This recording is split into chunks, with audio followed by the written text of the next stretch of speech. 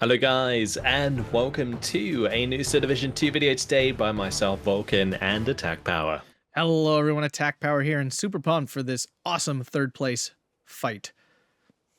In this video, we have for you game 2 of a best of 3 between Yuri and Farid Rommel in the third place final of the Division 1 Season 10 playoffs of the Steel Division 2 League.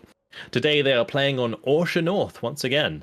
And on our left in the red team, playing on the allied side, we have Yuri Tanner using the CIABG with the Maverick deployment type. And on our right in the blue team, playing on the Axis side, we have Farid Rommel using the 5th SS Wiking with the Maverick deployment type. What do you have to say about these divisions, Attack Bar? CIABG, very strong new division. A lot out of the Dunkirk DLC, tons of very spammy units, lots of 15 and 20 point infantry. He's actually bringing 110 infantry with only 7 infantry slots. It's quite impressive. And then you have your Cromwell spam, you get some Fireflies and stuff, a nice spattering of Arty and Typhoons and things like that. A very strong division overall. Definitely one of the stronger out of the DLC recently. On the other side, 5th SS Panzer, a pretty well-rounded Panzer division. On the bottom of a lot of tier lists. I shouldn't say the bottom, but not highly regarded. Me personally, I like it as a nice balance. It's more of an infantry division almost with some good tanks. You actually have a very chunky infantry tab. Still a kind of an odd choice for Orsha North. It doesn't have a ton of CQC. It's got the standard stuff, so a little odd in that respect, but we'll see how it handles. I mean, its armor should do quite well against Cromwells and such. Yeah, absolutely. It might have some good open ground control, although I don't think it comes with like many Grilla or like cards and stuff like that. Just one. Yeah, it's more of like a tank division primarily rather than support weapons. Anyway, the game's underway. Let's have a quick look at what's going down. So Yuri Tanner on the top side leading the charge with the Daimler. He's also got his Bruscommunity there. He's got 17 pounder, Cromwell 6, Crusader AAs on the top side. Spitfire Mark 5 coming out at the start as well. We've got the FO Fusiliers leading the charge into the center with a Panzerek and some more converted gunners. On the bottom side, it's just going to be M5A1's converted gunners, Cromwell 6 there again as well. And the Bruscommunity leading the charge. On the top side for Farid, we got the MG42 coming in with the Panzergrenz. There's going to be a Flum Panzer in there, a couple Pioneers with the Jagdpanzer Su-76.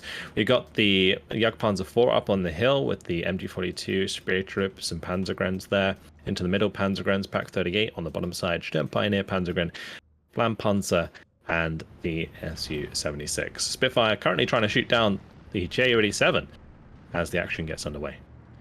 Yeah, this is Ju-88, sorry. Yeah, this is the Spitfire with the 20 mil cannon, so it actually can do some nice damage. Now it runs out of ammo in a half second, so it did run out of ammo, but Ju-88 already smoking, so there's a chance this thing could pick this kill up. Yeah, the Czechoslovak pilot looking for the kill here, and it's been retreating for a little while. It is going to get away. That Ju-88, because it is a recon bomber, it basically is a bit faster than usual and had plenty of time there. Yep. Tanner on the early 1410. It's very viable from the blue side to capture this red town. It's kind of hard to stop reinforcements from getting into this town at the beginning. It's a lot easier to hold the southern town than it is the northern town. We do see Cromwell 6 on the hill, though, putting down some HE fire. That's definitely going to be tough. A big thing CIABG has is a lot of HE tanks in the support tab, like a lot of 2K HE. We see 2 cards in this deck, so it will be interesting to see how he utilizes that. Pack 38 on it, though. Cromwell 6, how much armor does this thing have? 70 millimeters only, so he should be able to kill this.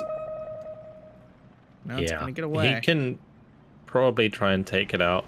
He could back up into the light cover a little bit, fire position in front of it to pin it down, but I think he's going to rely on recon first, and that's what he's bringing in. He's got 25 pounder on the way as well. Going to be looking to indirect fire that instead of direct fire it with the Cromwell 6. Meanwhile, on the bottom side, Su-76 getting into position. These are the captured Su-76s, the Soviet ones. Yeah, nice little efficient unit. Yeah, it is. It is a good one. 35 points, and can definitely trade up against these Cromwells potentially. Yeah, I think up north there's another Su-76 sitting around. I think that's really looking for the Daimler. And to attempt to cut off some reinforcements, MG42 is going to do a nice job of that already with the UK gunners getting unloaded here. We're seeing Panzergrenz, of course, at range are going to win these fights all the time. So what Tanner really needs to do is get up close to him, and then his cheap infantry can actually win those fights. Yeah, currently Tanner's trying to spot this Pack 38 so that he can immediately attack it with his 25-pounder. He's not going to have any radio on it, though, which is going to make this 25-pounder much less effective. Yeah. Nice shooter kill here for the 17-pounder onto the SU-76. Going to give it plenty of time to find a second shot. Is under fire from the MG42, though, so we'll want to back off immediately afterwards, and we'll do just that. Off it goes. Up north, another Cromwell 6, though, spotting out that MG42 is going to do a lot of damage to that thing. We do see a Jagdpanzer 4 on the hill. That should be able to hold off everything but a Firefly and 17-pounder. Those are really the only things that can kill that in the deck. And Crusader AA is opening up onto this poor half-track on the road. That thing is getting obliterated by 20 mil fire. Those twin 20 mils can actually be pretty ruthless, that's for sure. The Spitfire, I'll tell you what, it has a lot of fuel. It's been in the sky for a long time now. Yeah, it has, you're right. A lot of recon, and yeah, it's over 4 minutes now it's been flying around. Yeah, it's hanging out. These Flammenpanzers, I'm interested to see if he's actually able to make any use of them. Now, there's not a lot of AT on the infantry in CIABG, so, I mean, there's a fair chance they might actually have some usage. Yeah, he's going to have to kind of micro around the 100-meter range AT. But these Flammenpanzers in light cover are basically one of the best places they can be. The other places are in towns. So, yeah, that's where he's going to be trying to use it here on the top side. He can't really, obviously, use them out in the open. They will just get absolutely deleted by enemy T-guns, enemy light armor, like the Daimlers would kill them, for example. The Pioneer is running into a Daimler on the bottom side at the moment. Chris Community missed its Pia, I would assume, and the Flammenpanzer killed it. And then the M5A1s, well, they're coming in taking out the Panzer III, so that Flammenpanzer's got to do a runner. Yeah, I mean, Farid on the 16-8 again, so demonstrating tons of aggression once again. Tanner's currently struggling to respond. Jagdpanzer's Su-76 finds one of the M5A1s. It's a pretty big kill. He needs those dead so he can, keep using his light armor. UK converted gunners trying to get into grenade range of the SDKFZ. Just a reminder for everyone, all infantry can throw little grenades into open-top vehicles at 60 meters or less. So that's what he was going for. Yeah, if he could have got into that building, that half-track would have been under a lot of pressure. Wouldn't have been able to really stick around, but unfortunately got pinned down before getting there, and the surrender came through. Sturm Pioneers trying to attack, move forwards. Daimler being really annoying in this position, just preventing those from moving forwards efficiently, but honestly, the flamethrower might just kill this. And it does, yeah. Up north, though, Farid kind of losing his position in this northern town, getting overwhelmed by the Daimler and the several infantry there. So he could be losing a lot of flags here. He's back to 1410. The Panzergren dodges the... Wait, what is that? The 25-pounder is like direct firing? Is that what's happening? Oh, he's shooting smoke. I never see a 25-pounder shoot smoke. That's why I was confused. There we go. Makes more sense now. Cromwell providing nice support from the ridge again onto the Panzergrens here. Tanner's actually picking up his Motorstrazi in the half-track there so that he can move them forwards without them being pinned any further. But look at this push coming through on the top side. It's going to be M5A1 trying to face down a T-34-85. The T-34-85 and Panzer IV actually in a very awkward position here, but sandwiched between the Cromwell 7 and the M5A1. Motorstrazi do get unload. They are going to get their Pia on target. Is that going to kill the T-34? It does. Ooh. Nicely done. And now this Panzer IV is forfeit to this Cromwell 7 and the M5A1. That crew panic is really, really bad. Flammenpanzer on the top side also going down to the Crusader AAs. They're all dead. Now this M5A1 can just sit here and find the kill. Absolutely devastating series of events for Farid on this top side, losing all of his armor apart from this one Flammenpanzer that now has to retreat. Yeah, that was devastating. That's 160 points. And the thing is, the T-34-85 is kind of a brick wall for most of this armor when he's not getting that close. I think Farid's aggression really punished him there. He overextended and got hurt bad for it. Absolutely, yeah. The positioning of that T-34-85 and the Panzer IV were very, very bad. He was leaving himself wide open to the flank there. And the Motorstrazi charge by Yuri was very, very well timed. Yeah, now we still see 16-8 here for Farid, though, holding the flag advantage, although we're starting to see a slight thinning of units. A quick zoom out, we'll see that Tanner's position is starting to get a little overwhelming, especially with all these cheap infantry piling on these Panzergrens. Yeah, nice kill again. Priscum needs to find another of those Flampanzers on the bottom side. The Piet taking care of that. SU-76 was forced to back off. Now the Cromwell 5s putting in pressure down here, taking out the half-track, will relinquish that flag. And slowly but surely, it looks like Tanner is recovering.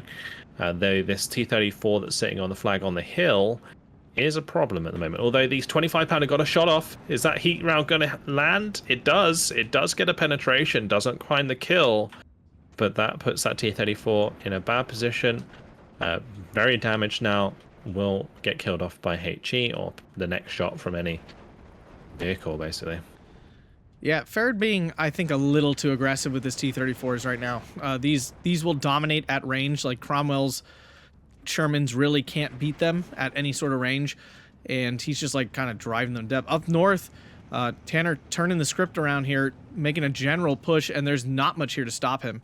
And the problem is, once you get pushed off this hill up north, it is extremely difficult to get back on it, and it basically means you lose 3 flags. Yeah, it's huge if he loses that. Panzerstreck is getting forced back by the Panzergrens. The MG's only just getting on target, as it was too close for them to fire. Now the T-34 is trying to get up here to deal with the Cromwell 6.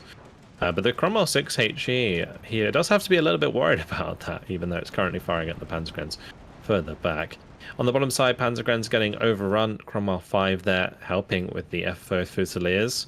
Though one of these Cromwell 5s did get taken out.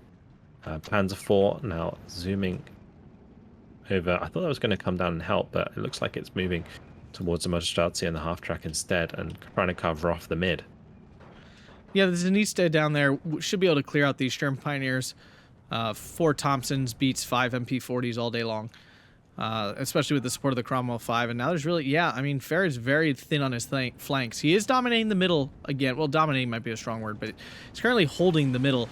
These Cromwells on the hill are going to be a bit of an issue as they chop through Panzergrens pretty easily here.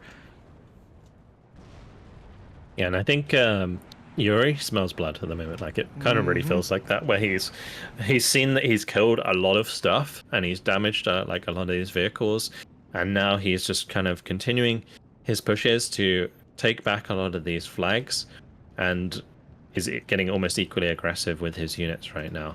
Motorstraße waiting on return fire, looking potentially for a Panzer 4 kill here. T-34 going up the hill again, though. Oh no, the Motorstraße with that Piet at close range, surely not going to miss. Oh no, Piet curse. You said it. And he's suffering from hill pressure, so he's not shooting his main gun, and now he dies.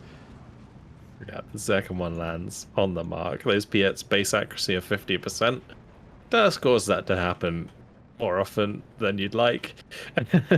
We also see the Jagdpanzer 4 stuck on the hill as well, also shooting nothing because of his gun depression issues. Panzer 4 going down south of the Motorstraße there. That Piat did not miss.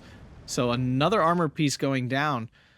Farid trying to keep up the pressure. Now we're in Maverick. We're in the B phase. So both players with a lot of income. A Panther coming in for the center here.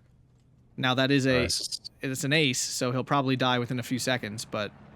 Oh, Nikolossilek arrived. It's my favorite Panzer camo in the game. Yeah, that's very cool. Yeah, it does look really cool. It's really nice. It does have the Zimlet on it. Yeah. Which is nice. But yeah, the Yuri Tanner on the bottom side here, bringing in the unique recon units, the Buyova Helidka. These guys, with their Molotovs, actually pretty scary. They're very strong. Units at close range.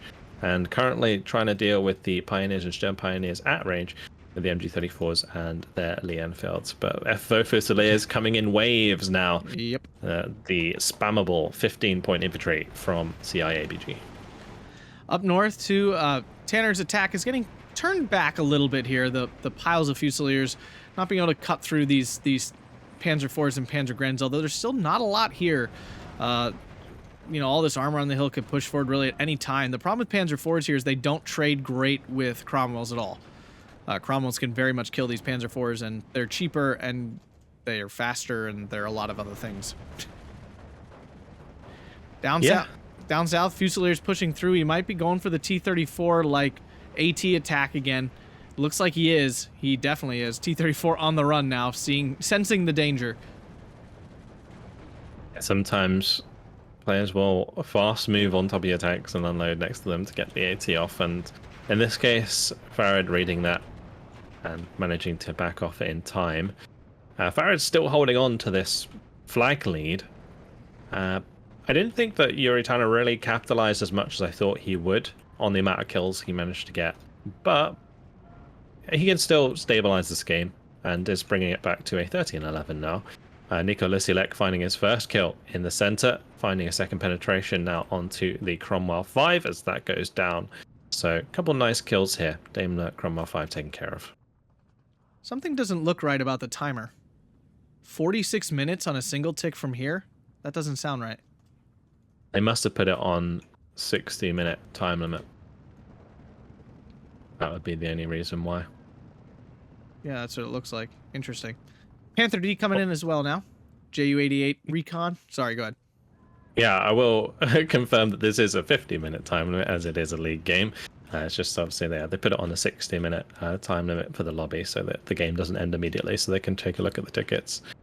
But yeah, the minor defeat timer is going to be like really, really janky. So yeah, sorry about that, guys. It's just not, it's just not right. JU-88 up north going down.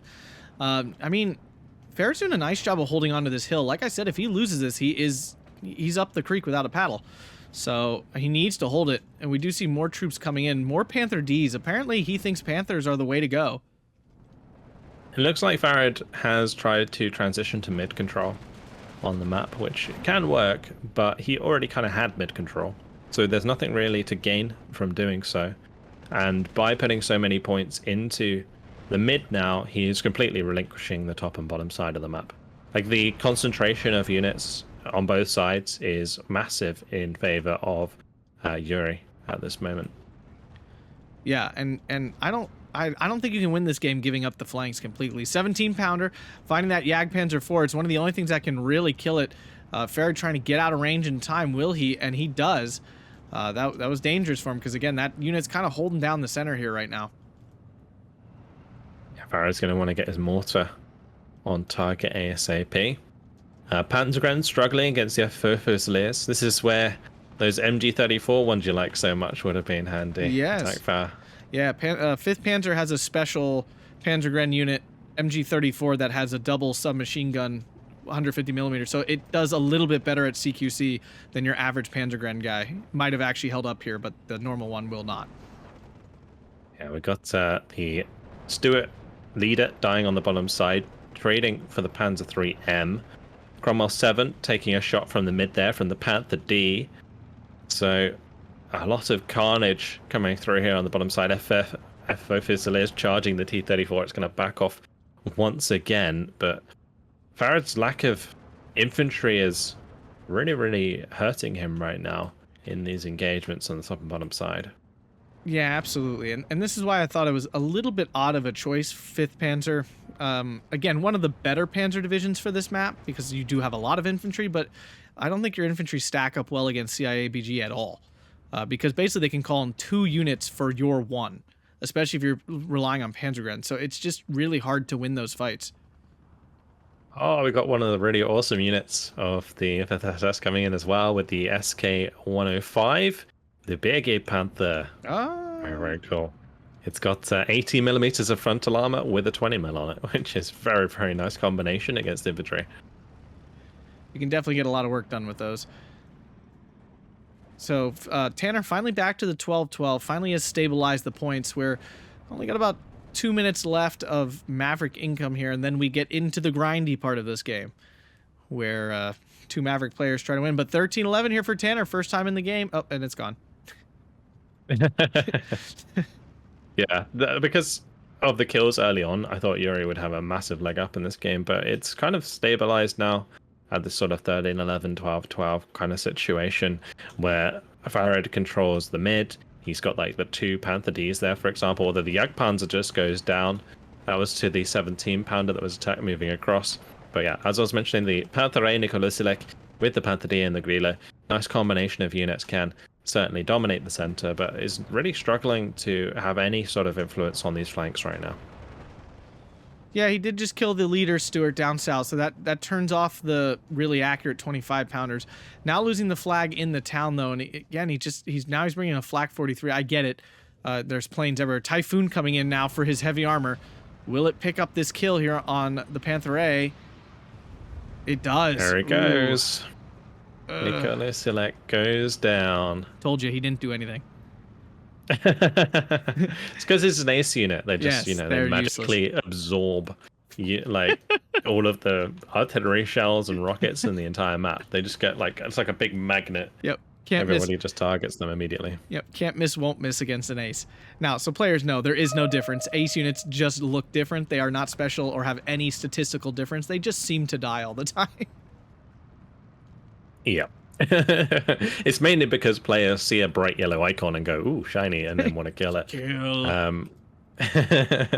You're Tanner for the first time in the game, finding an advantage, 14 to 10, and taking some tickets from Farid Rommel. Now we're seeing the countdown. It looks like the Command defeats are 65 minutes, so wow, they must have had an even higher time limit. So weird. What is? It's definitely not a timer because the timer counts down. Unless there's no time limit. Maybe. Yeah, there's no time limit because the timer counts down, not up. So I'm not sure what they set this on, that these time limits are so stupid. Yeah, they must have set it to night time limit, is what I mean. Oh, okay. Yeah, that's so strange. Yeah. But anyway, I mean, Tanner's opportunity here is really down south. That's where he's making the progress. Although this little pocket of resistance down here is going to be hard to kill. The T-3485, of course, can be an issue. Although there is a Panzerschreck moving in, and if that can get there, that would be a big kill. Spotted by the Panzergrenadier right now, though. You can see that it is holding fire against it. So Farid will see it if he's paying attention on that side. Cromwell 7, though, has managed to get through and is going to be getting shots down the reinforcing road. Farid did manage to get back into the town up north. That's a big deal. It gives him another flag and could net him a one after that as well. 17-pounder versus Panther D, not exactly the matchup you want, especially with the guerrillas standing right next door doing nothing. That's kind of frustrating for him. Although the Pioneer getting on it. Line of sight issues right now. Actually, Pioneer with its MG34 will help pin it, probably enough for the Panther D not to get pinned by that before it gets fully pinned. So that 17-pounder is going to be a goner. I just noticed there's two guerrillas there. Not just one, but two doing nothing. That's a bummer. It's just because of the line of sight through the town there with all those buildings. Killing off those 17-pounders is huge, though. I mean, he has a lot. He's got 2 in A and 6 in C, but he needs them dead because his heavy armor can still really control this center of the map. Currently 12-12. Cromwell 7 holding up these infantry here. Should be able to kill off the SDKFZ quite easily down south. We see converted RAF now moving in. More of those fun. These guys are 20 points. They're not as cheap as the 15-pointers, and they also have a nice machine gun and stuff. Nice unit, big and chunky. Yeah, they got the Vickers K, which is it's all right. It's nothing special, but it is an MG, and so it does help with that sort of pinning at that 500-meter range once you get all the rifles on target. Yeah, the Genista coming through as well. 12-man squad will be very, very nice for controlling these forests. But for now, not too much going on. We got some mortar fire coming in on the top side. Looks like Farid's going to try and make a little bit of a play here. His Panther D slowly approaching these Crusader AA Mark IIs and the Cromwell 5. MG42 trying to stop units from pushing out the Pioneers on the top side. I don't think I've ever seen an MG42 heavy machine gun actually run out of ammo. It's really been there a long time. Yeah, I don't know. I think it happens more often, especially when you are playing like defensively. Like Yuri hasn't really invested much into his artillery. He brought the 17-pounder, or the 25-pounder, sorry, but he never brought in any supply for it. Tanner getting really aggressive, losing a leader steward in the center. The Panther now should pick up the Cromwell 5. I'm not sure what he was going for there. I mean, he had no chance of ever making it by that Panther. Farid did get the second flag in the northern town as well, so getting himself back to a 13-11 now. But Tanner finally starting to squeeze this salient down south, kills that Sturm Pioneer off easily. Flammenpanzer backing up. double Cromwell 7, just waiting for the opportunity to get this T-30-45, I would assume. Flampanzer might be a bit of an issue because it can fire at 160-meter range and stay out of the grenade range of these Fusiliers. And these Cromwell 7s are actually really cool because they have 120 millimeters of frontal armor. Spitfire coming in for a little bit of a strafing run there, did absolutely nothing. Double Typhoon. See the Typhoons coming in for the Stug 4. Will find the kill there. Very nice indeed. Yeah, Flak 43 a little too far to stop those from doing what they came to do. Yeah, back up north here, Panzer IV trying to hold off these waves of infantry. And this is the thing too in C phase, is that CIABG can still call in tons of infantry. You can basically, with your 15-point infantry, call in what, like 5 of those? 6. You can call in, no, 5.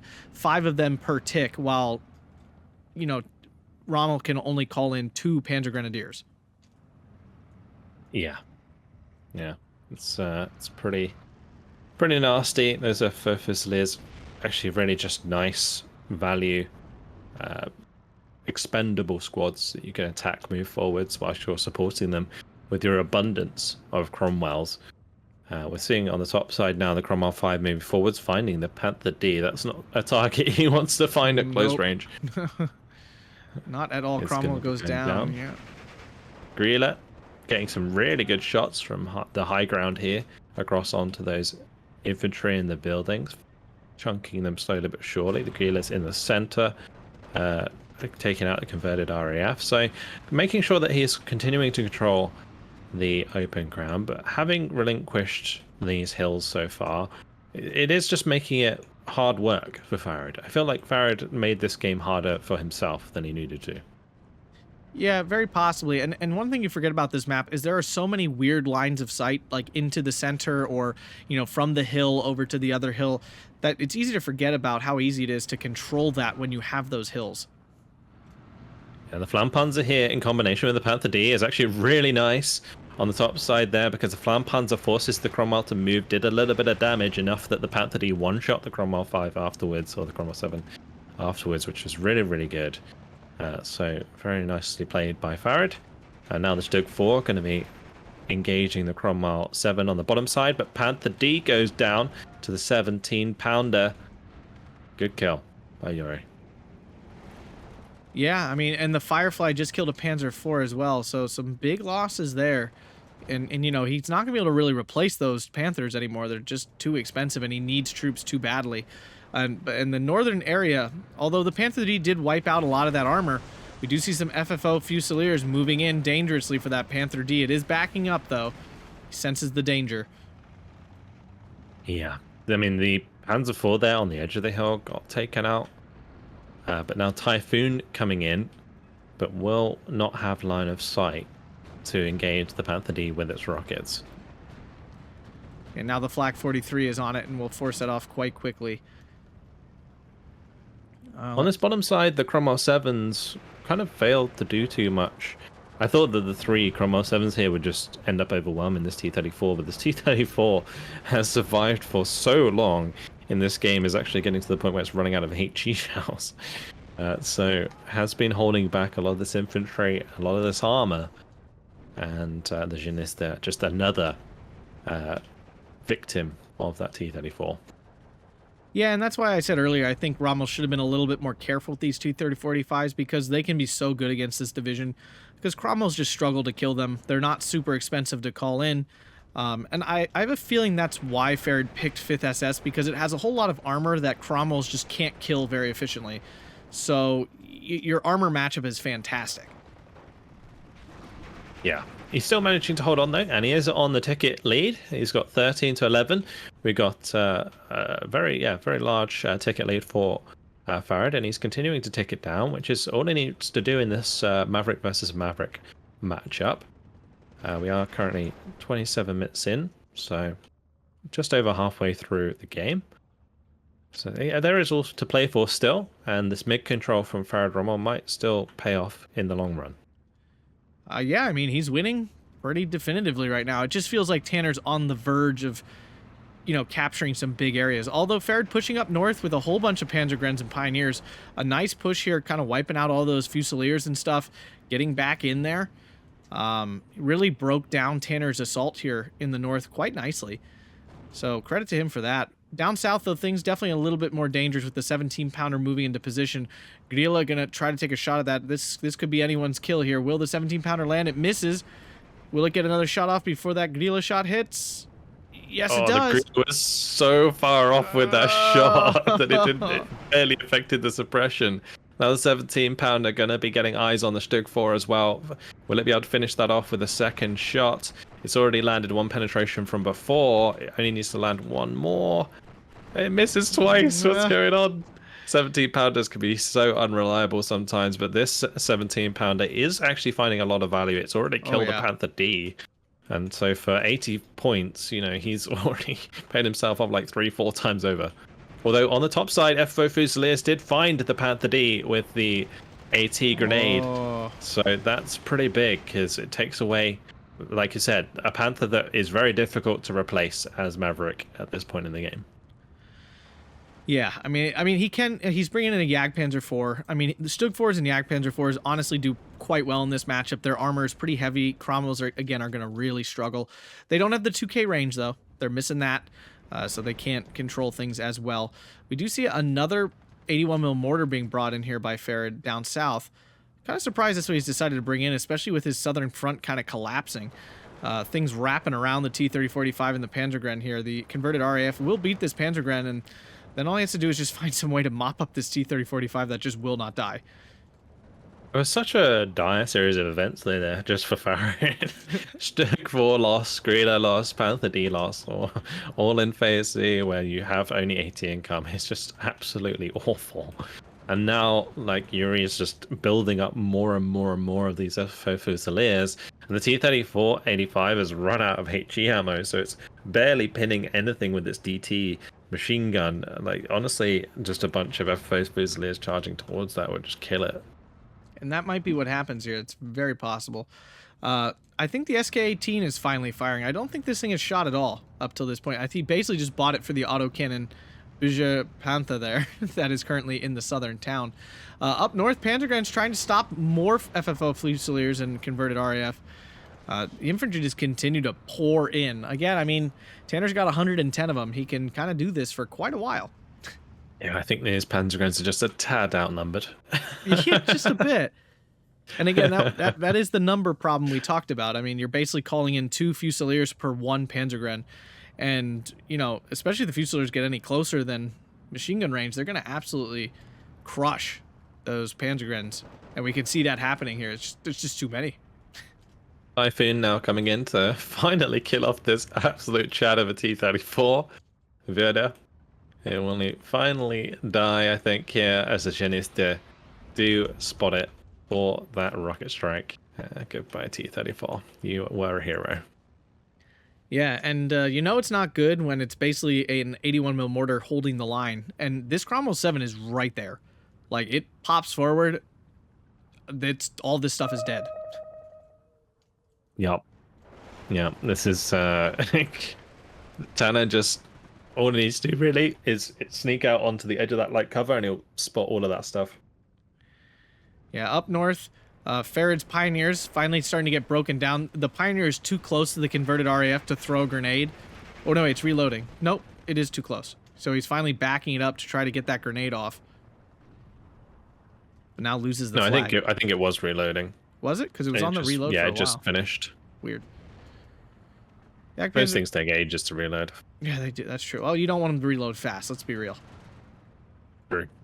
That'd be pretty awful. The only HE Satchel that reloads relatively quickly is the Bombeshi in the Nov. Yeah, in an OV. Because it does less damage.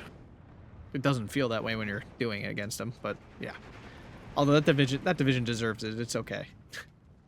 Yeah, you say that we need to nerf Nov? No, not saying that at all. They deserve it.